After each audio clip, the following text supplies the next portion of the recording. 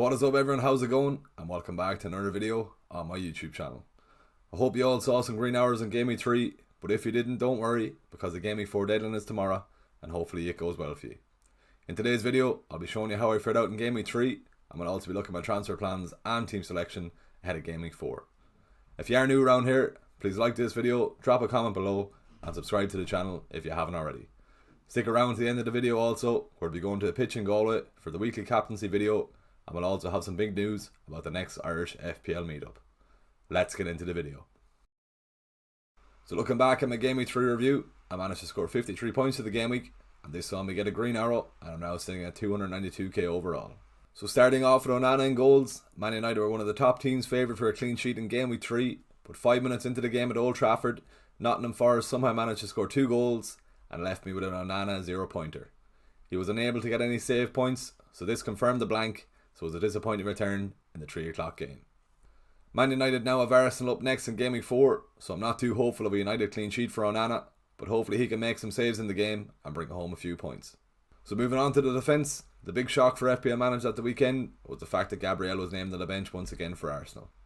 Even with Tomiyasu suspended, he still wasn't able to get his place in the starting 11, so managers who kept faith in him were severely punished. If you do still own Gabriel in your team, I'd advise on selling him as quick as possible. It didn't really matter in the end for Gabriel owners, as an Aaron Ramsdale howler in the first couple of minutes wiped out my Saliba clean sheet, and Arsenal managed to concede another goal against a 10-man Fulham in the last few minutes, so Saliba only came away with a 1-point return.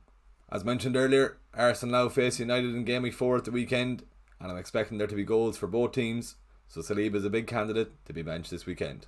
We go back to the first game of Game Week 3, where Ben Chilwell kept a clean sheet against Luton for a welcome 6-point return.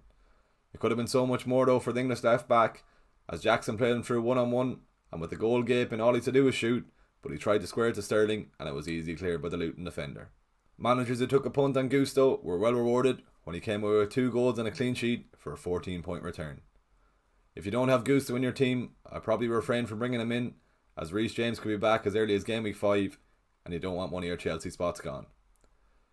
Even though Chilwell only got 6 points on Friday evening, Chelsea have a great run of fixtures up until Game Week 8, so I'm expecting a Chilwell haul over these games.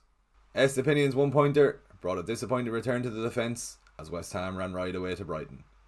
I wouldn't be too worried about Estepinian's blank, as he played very high up in the game, so an attacking return is always nearby. All in all, an 8-point return from 4 defensive players was a disappointing return, but let's see how the midfielders got on. So moving on to the midfield, if you look back to my last YouTube video, I was contemplating getting rid of Rashford for Mbeumo, but thankfully I copped down to myself and stayed away from the transfer button. Rashford managed to come away with 2 assists, and Bruno scored from the spot and assisted once to come away with a 19-point haul from a United duo.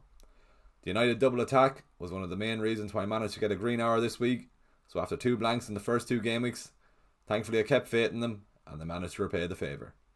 A lot was expected from my Arsenal double up at the weekend, with a tasty fixture at home to Fulham, and at least Saka stood up to the plate as he was on target with a penalty in the second half and came away with an 8-point return.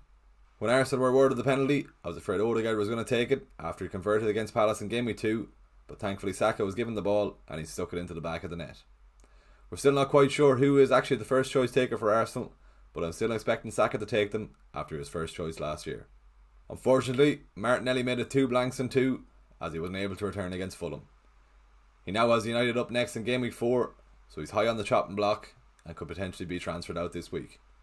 Finishing off the midfield, Mitoma only came away with a 1-pointer after he picked up a yellow card and failed to return. I was expecting a lot from him after his big haul in Game Week 2, but West Ham were the better team on the night and Brighton weren't able to score. Brighton now face Newcastle, Man United, City and Liverpool over the next 6 games, so may look to get rid of Mitoma this week. All in all, 3 midfielders returning out of 5 wasn't a bad return. Let's see how the strikers got on.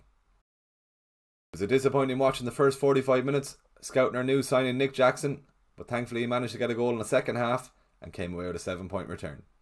It could have been a lot more though, however, as he set up Chilwell where Chilwell really should have scored.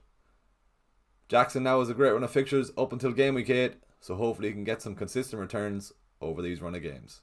Completing off the team, Haaland came away with an 8-point return after he scored in the second half against Sheffield. It was a nervy watch in the first half, as when City were awarded a penalty, Haaland proved himself to be human as he hit the post and missed it. It should have been a massive haul for Haaland, only for the Sheffield United keeper kept him out on different occasions. It didn't really matter though in the end with captaincy, as he was captained by so many people in the game, but it's always nice to get a captaincy return.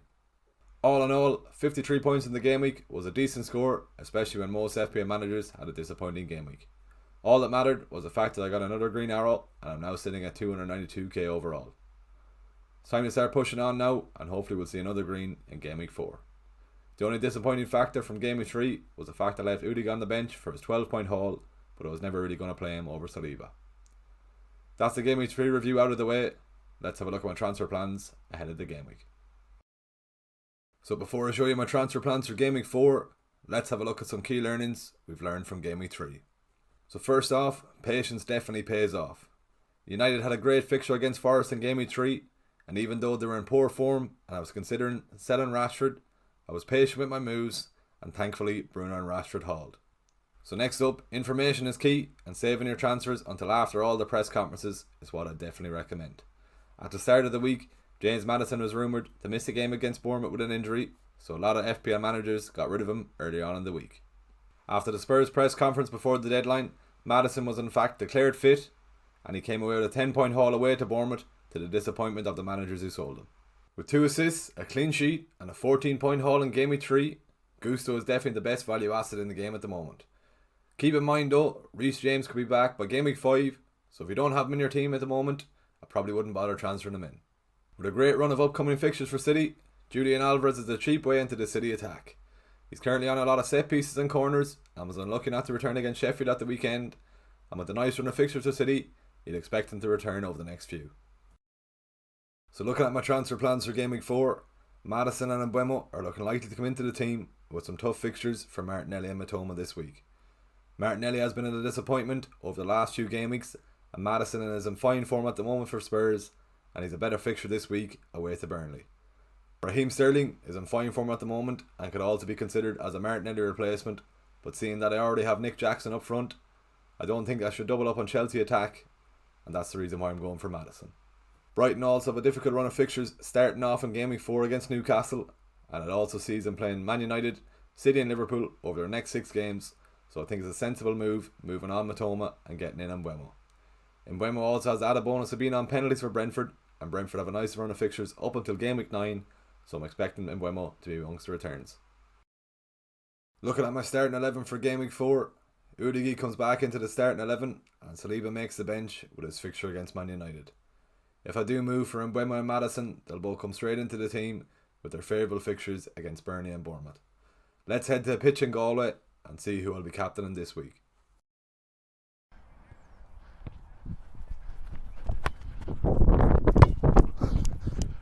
Haaland for the Ironman.